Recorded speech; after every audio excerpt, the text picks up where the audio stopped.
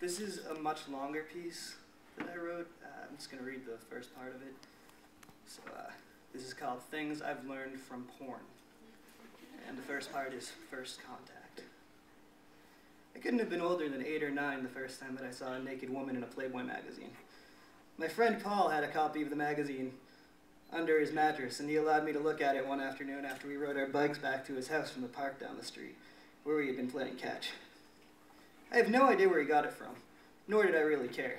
I was being allowed to see a naked woman, and despite the fact that it was still years away from sprouting my first pubic hair, I knew that this was a profound moment in my life, one that would influence and guide my aspirations for many years to come. Seeing a naked woman can be both an enlightening and confusing experience for a prepubescent, overly imaginative child. My knowledge of human anatomy was extremely limited.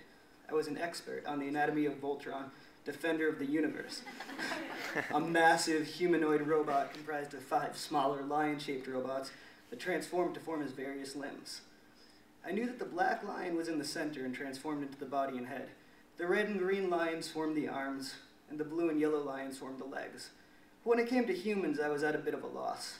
All I had were my Masters of the Universe action figures, and both He-Man and Teela looked like eunuchs from the waist down. Being a boy, I had at least some understanding of my own genitalia and how it functioned. But when it came to girls, I was limited by what knowledge I had picked up on the playground. According to the boys on the playground, girls were born without penises. Instead, they were born with some sort of an opening called a vagina. It was generally assumed that this is where they peed from, and I was relatively certain that the vagina was located in the center of a girl's stomach, either just above or just below their belly button.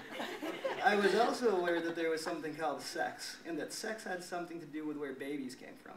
From what I was able to gather, the act of sex involved a man sticking his penis into either the belly button or the vagina of a woman and holding it there for a while. I also learned that there was something called a blowjob. Previously, I had thought that a blowjob was something that grown-ups did to their cars when they weren't working correctly.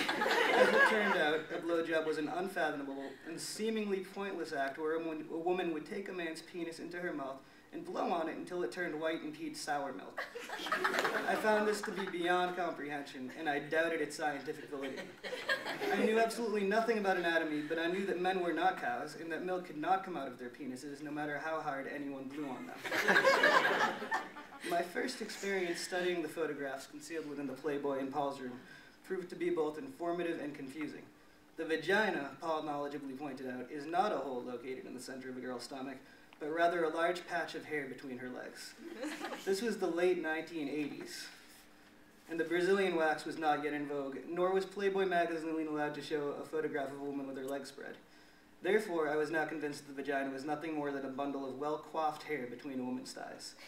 This made me somewhat confused about everything that I thought I already knew about sex, but Paul assured me that I had the basics down, and that the woman just holds the man's penis between her legs, and that it is very warm, and that is how grown-ups like to sleep.